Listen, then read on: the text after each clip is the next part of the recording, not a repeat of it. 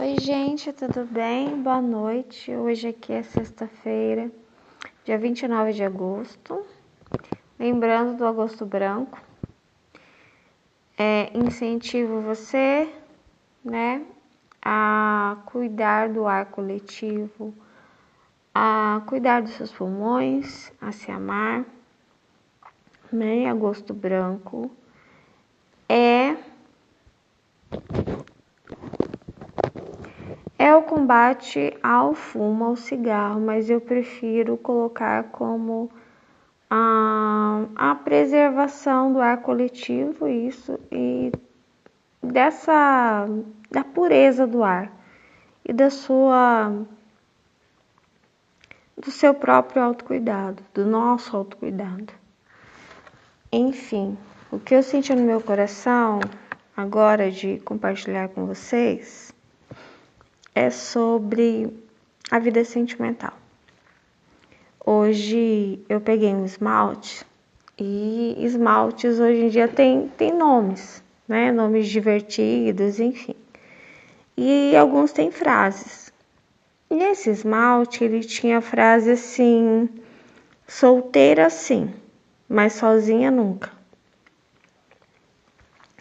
Uau!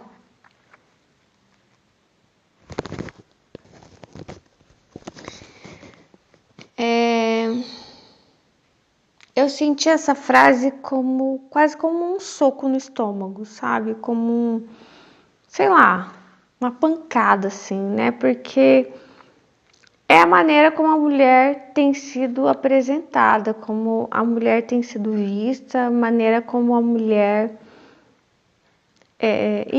como a sociedade apresenta hoje para nós, seja assim, seja irreverente, seja descolada, solteira sim, sozinha nunca.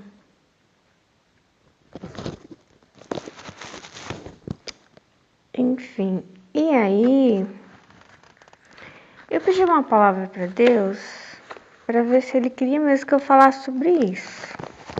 Né? E a palavra é um pouco estranha, mas vamos lá. Atos 23. Paulo, fixando os olhos no sinédrio, disse: meus irmãos, tenho vivido até o dia de hoje com a consciência limpa diante de Deus. Mas Ananias, o sumo sacerdote, mandou aos que estavam perto de Paulo que lhe batessem na boca. Então Paulo lhe disse: Deus há de ferir você, parede branqueada. Você está aí sentado para me julgar de acordo com a lei, e contra a lei ordena que eu seja agredido? Os que estavam ali perguntaram a Paulo: Você está insultando o sumo sacerdote de Deus? Paulo respondeu: Eu não sabia, irmãos, que ele é sumo sacerdote, porque está escrito: não fale mal de uma autoridade do seu povo. Como Paulo sabia que uma parte do sinédrio se compunha de saduceus e outra de fariseus, exclamou: Irmãos, eu sou fariseu, filho de fariseus, estou sendo julgado por causa da esperança e da ressurreição dos mortos. Ditas estas palavras, começou uma grande discussão entre fariseus e saduceus, e o sinédrio se dividiu, pois os saduceus dizem que não há ressurreição, nem anjo, nem espírito, ao passo que os fariseus admitem todas essas coisas. Houve, pois, muita gritaria no sinédrio, e levantando-se alguns escribas que eram do partido dos fariseus, discutiam, dizendo: não achamos neste homem mal algum, e se de fato algum espírito ou anjo falou com ele? É uma pergunta. E se de fato, quer dizer, e se for verdade que um espírito, um anjo falou com ele? Enfim, foi essa essa passagem que Deus me deu acerca dessa frase: solteira sim, sozinha nunca. Ou pode ser no masculino também: solteiro sim, sozinho nunca. Isso significa o quê? Eu pensei, meu Deus, mas não tem nada a ver isso com o assunto, né? Daí eu comecei a pensar. Primeira coisa que eu pensei: uau, eu não sabia. Tem algo bom aí do fariseu. Eu não sabia que fariseu acreditava né, que existe espírito e existem anjos. Legal, gostei, porque eu acredito nisso. E aí eu imediatamente pensei: tô entendendo o que Deus quer dizer. Que não é só carne. Carne, morreu, acabou, né? E aí você dorme e fica esperando alguma coisa. Não. Tem anjos, quer dizer, tem forças sobrenaturais. Tem anjos, tem espírito. E aí, peraí, eu tô falando de carne. Tô falando de vida sexual, né? Tô falando de me abrir, ou que você se abra a muitas experiências indefinidamente, ficando com uma pessoa por noite, duas, uma por semana, uma por mês, né? Como se é só carne, então qual o problema, né? Se a gente pensa que é só carne, não há problema nenhum. Daí eu começo a entender o que Deus quer dizer. Existe espírito, existem anjos, existem forças positivas, negativas, existem forças divinas e demoníacas regendo a carne, essa carne que se relaciona, entendeu? Ou não? Depende da maneira como você vê, né? O relacionar-se, o toque, o sexo. E é sobre isso.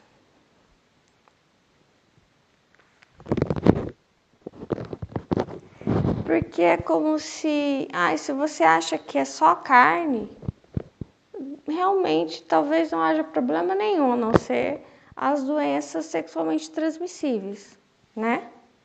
Que para mim é uma suspeita já de que a promiscuidade é pecado, tipo um sinal, né? Como eu disse hoje para vocês, eu fiz um áudio, ainda não publiquei, que Deus tem um plano alimentar para nós. Deus também tem um plano de relacionamento, um plano. E esses dias Deus falou para mim: eu tenho um plano sexual para o ser humano. Eu tenho um plano sexual para você, mulher, eu tenho um plano sexual para você, homem. Tem um planejamento de sexo, um planejamento de prazer. Então, sim, Deus planejou o prazer para nós também.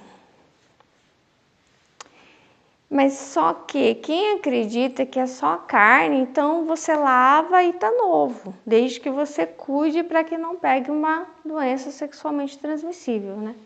Agora, para quem acredita que existem forças sobrenaturais, não é tão simples assim, não é só você tomar um banho. Não é só você bloquear aquela pessoa com quem você não quer mais fazer sexo. Não é só mais você não atender o telefone ou excluir da sua rede social, não é tão simples assim, entendeu? Isso tudo vai depender do modo como você acredita. É claro que aquilo que é não depende daquilo que você acredita. Aquilo que é, independente de você acreditar ou não. E você pode descobrir antes, quanto melhor, quanto mais tarde, pior, porque não como castigo, mas porque se torna mais difícil. Isso, mais difícil, né, de recuperar as coisas, talvez por um vício. Eu estava pensando o seguinte: solteira sim, sozinha nunca. Isso significa que a pessoa está com alguém, pelo menos uma pessoa ou mais, mas está solteira. O que significa? Estou sem compromisso. Mas estar sem compromisso não é estar sozinha ou sozinho, quer dizer, quando você realmente precisar, sumiu todo mundo, né? Você não tem de fato alguém que esteja ao teu lado. A hora que você precisar, não. Você vai ter alguém do teu lado a hora que ele precisar de você ou a hora que ela precisar de você. A hora que você precisar, não vai ter, porque não tem compromisso. Então, você está sozinho, é uma ilusão. É uma ilusão, é uma miragem, né? E aí isso me lembrou muito droga, né? É uma droga sentimental, né? A sensação de que você não está sozinho, de que você tem que mostrar ao mundo que você está se divertindo, está tendo prazer. Porque a hora que você precisar é como se puxasse o seu tapete. Cadê? Você não tem de fato alguém. Você está sozinha, você está sozinho. Então é melhor que você esteja de fato sozinho, sozinha, quando você está sozinha. Para que quando você tem alguém, você tem alguém. Então, assim, essa sensação de que eu preciso provar o quanto eu sou homem, o quanto eu sou mulher, o quanto eu sou isso, aquilo, isso é muito tóxico.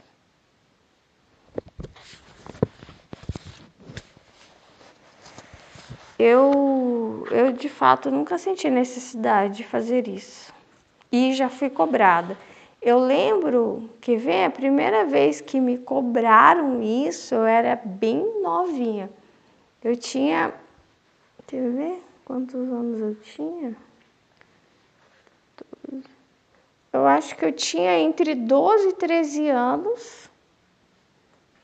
Sim, porque eu lembro que eu tinha uma amiga que ela ia fazer 15 anos, só que ela é um ano mais nova que eu. Ela tinha 14, então. Se ela tinha 14, eu tinha 13. No máximo 13, né? Então eu tinha eu acho que eu tinha uns 13 anos. E só que já tinha um tempo que eu lembro que a mãe dela estava me cobrando isso, porque essa minha amiga ela já namorava.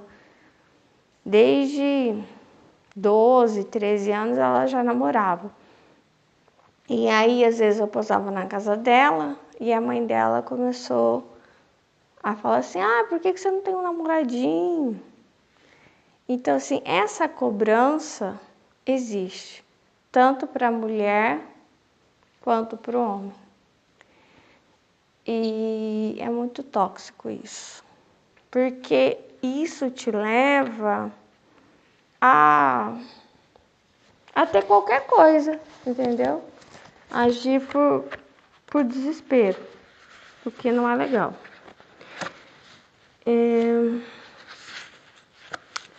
Vamos ver se eu leio um pouco desse aqui. Quer ver? O que toda mulher inteligente deve saber. Stephen Carter e Julia Sokol. As mulheres inteligentes sabem que... esse aqui acho que eu já li para vocês. Em um relacionamento, não é inteligente estabelecer um padrão no qual ele se torna o sultão e você a serviçal dele. Esse ele não é o outro, não é o homem, não é a mulher. Eu entendo como a sociedade. Uma sexta-feira à noite você se sente na obrigação de apresentar, eu tô ficando com essa pessoa. Ou como diz, eu tô pegando essa pessoa. Não tenho obrigação de tirar foto que eu tô na balada, que eu tô isso. Não. Me sinto.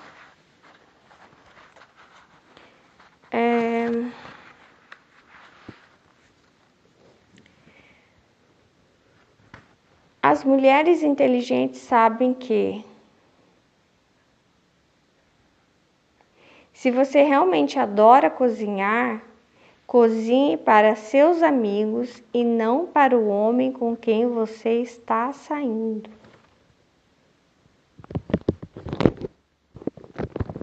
Aqui ele dá um exemplo. Diana quer que Ted goste dela. Eles já saíram algumas vezes. E em uma dessas ocasiões, ele lhe disse que estava cansado de comer em restaurantes. Após consultar duas amigas, ela o convidou para jantar, achando que uma refeição feita em casa poderia cativá-lo. Seguiu todas as dicas do último número de sua revista feminina favorita para um jantar romântico. Velas, vinho, salmão assado, soufflé de limão, música de fundo. Na véspera do grande jantar, ela passou várias horas chatérrimas limpando seu apartamento, encerando, polindo, lavando. Quando acabou, o apartamento estava tinindo. No grande dia, ela saiu do escritório na hora do almoço e, antes de ir para casa, parou na peixaria e no mercado para comprar legumes. Tudo precisava estar fresco, é claro. Guardou tudo e arrumou a mesa antes de voltar correndo para uma reunião importante no escritório. Às 5h45 voou para casa. Nossa, enfim, ela faz muito esforço aqui. É o que... a pergunta é a seguinte. Ela é sem dúvida eficiente, mas será que está sendo inteligente? Será que seu esforço produzirá o efeito desejado?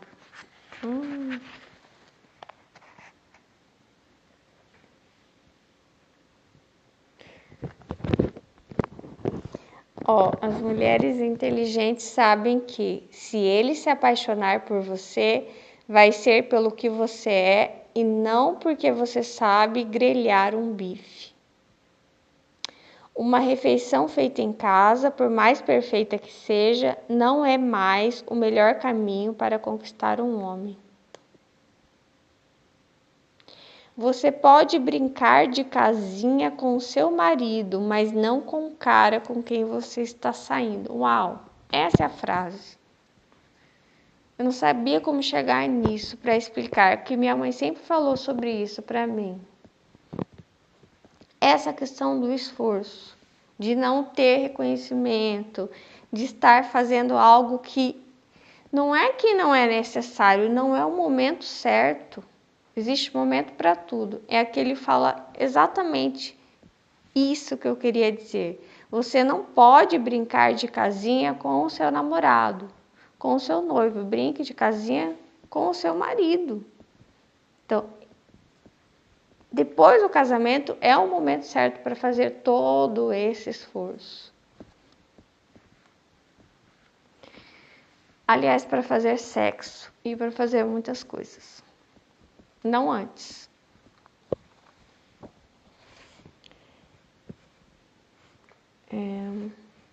Tentativas de mostrar que você poderá vir a ser uma esposa perfeita geralmente produzem o efeito contrário. Jantares caprichados no início de um relacionamento muitas vezes dão a impressão de que você está se esforçando demais.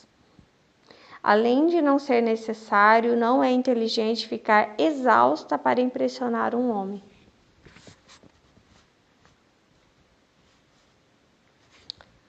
É isso. E quer saber? Às vezes, esse esforço é não exigir nada, dar tudo sem ganhar nada em troca, sem compromisso, entendeu? Apressar as coisas, fingir que você não se importa, sendo que você depois fica aflita em casa, chora, sabe? Fica esperando uma ligação, uma mensagem, depois que você fez tudo que a pessoa queria já. Então, assim, você se menospreza pelo outro, coloca as prioridades do outro antes das suas. E ainda diz que é descolada, mas a mente sabe, o coração sabe, o terapeuta sabe que as coisas não são bem assim. Não são tão de boas assim quanto mulheres maduras dizem que são tão maduras, são tão, né? Não é assim, é tudo fachada, é tudo mentira. Até os homens. Não é assim, não. Sabe? E os homens têm sentimentos, assim como as mulheres, e muitas vezes estão ali cometendo uma besteira atrás da outra, por insegurança, para mostrar para os amigos, para a sociedade, para esse, para aquele. Né? E no fundo, o plano de Deus está certo. Todo mundo quer se sentir amado, se sentir seguro. Eu acredito nisso. Eu ia falar sobre essa droga sentimental, hormonal. Eu senti assim, me veio à mente a frase seguinte, o teu cérebro, ele sabe que isso funciona. Isso que funciona? Você conheceu alguém legal, que parece que se importa com você, né? A pessoa quer ficar com você, você quer ficar com essa pessoa, vocês têm atração, vocês têm sentimento, têm amizade, uma pessoa legal. E você sabe que isso funciona por quê? Porque você já fez isso antes e funcionou. Naquele dia, naquela semana, naquele mês, por um tempo, você não se sentiu mais tão sozinho, tão sozinha, né? É um corpo quentinho, é uma conversa, um diálogo, alguém que troca mensagem com você e isso funciona. O seu cérebro sabe. Só que você vai lá em cima e você, cai. Entendeu? Então você é uma montanha russa. Então você enche, você sobe e aí você cai. Porque não dura, né? Então o seu cérebro sabe que funciona, mas também tem um outro lado que você sabe que funciona por um tempo. Depois é como se nunca tivesse existido, entendeu? Depois simplesmente desaparece.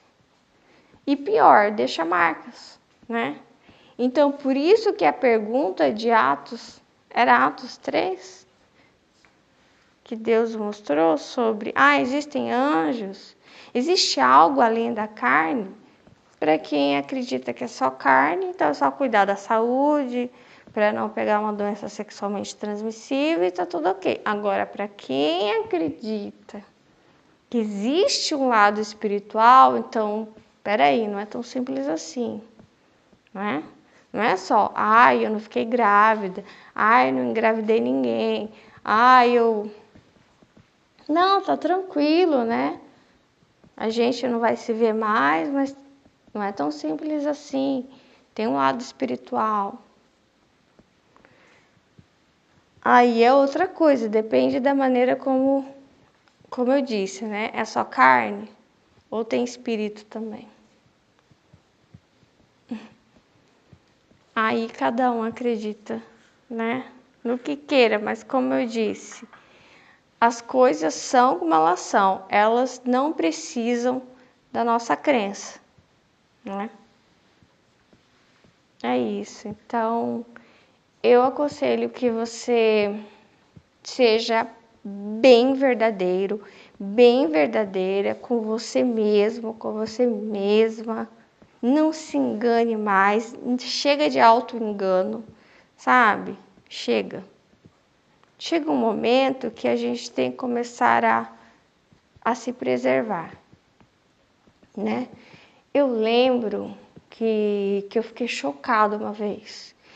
Eu sempre vi e imaginei, né, mulheres jovens completamente desequilibradas por causa de homens. Jovens, mas não velhas, não senhoras. Não velhas, senhoras. Então, eu sempre vi as mulheres mais de idade assim, como eu via minha mãe, né? Tipo assim, com um caráter ilibado, mulheres de família, que se preservavam, mesmo que talvez tenham errado na juventude, em algum momento, até que chegassem aos 50 e poucos anos, com certeza elas já sabiam se preservar. Mas eu lembro que quando eu assisti esse filme, eu fiquei chocada, porque era uma mulher que o rosto dela aparentava assim, bastante ruga, então era uma mulher já de 50 e poucos anos, já quase 60, e ela tinha uma cena ali dela com as amigas falando do cara com que ela ficava, e ela ficava sempre com aquele cara que não dava para entender se era namorado, se era marido. Era uma coisa, como dizem, era um rolo, era uma coisa indefinida. E ela continuava agindo como se fosse uma adolescente. E ela, conversando com as amigas, parecendo bem dependente dele, bem triste e completamente assim, desequilibrada por causa dele. Em um relacionamento, não sei se aberto, eu acho que aberto, ela reclamava dele. E a hora que eu vi essa cena, aquilo me chocou bastante, por causa da decadência moral que deveria para mim ter freio em algum momento, entendeu? Em algum momento, e não freou, né? Então ela com 50, 60, sei lá. E é o que a gente vê hoje. Hoje já não me choca mais, mas eu lembro que quando eu assisti esse filme, acho que eu tinha uns 20 e poucos anos, eu fiquei chocada, porque ela era mais velha que a minha mãe e ela tinha um comportamento de uma garota de, sei lá, 20 e pouquinhos anos, né? E, enfim, fiquei bem chocada mesmo, fiquei impressionada. E vejo que essa questão da carne, ela tem sido vista mais e mais e mais como se é só carne, não tem problema nenhum, né? Então, assim, as pessoas como objetos mesmo. E as pessoas no auto-engano, né? Então, as pessoas,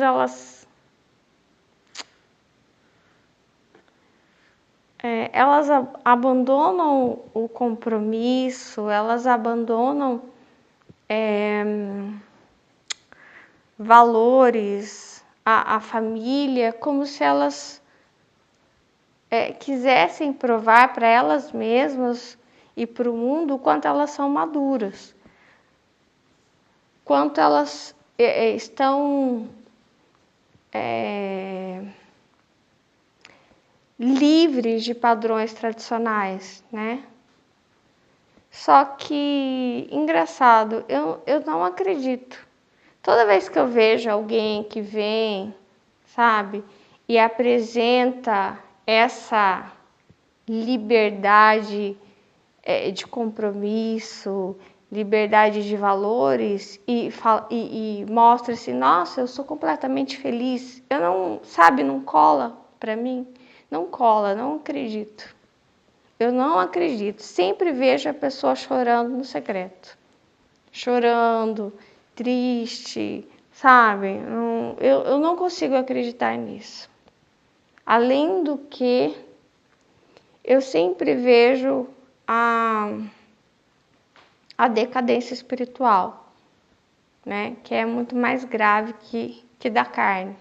Porque não significa que uma pessoa, por exemplo, promíscua, que ela vai ter uma doença sexualmente transmissível, não. Mas daí tem uma doença na alma, né? Eu falei para vocês na playlist do Sobrenatural que uma vez eu sonhei com um homem que ele tinha chamas de fogo nas costas e o problema dele era a promiscuidade. Claro que depois eu não sonhei mais com ele para saber como estava. Eu já sonhei assim, às vezes, sonhar com uma pessoa, depois Deus me mostrou, ó, essa pessoa agora tá assim, não tá mais. Curou, sabe, sarou. Enfim, não sonhei mais, mas... E eu vi, era chama de fogo nas costas. Então existe o lado espiritual, não é só carne.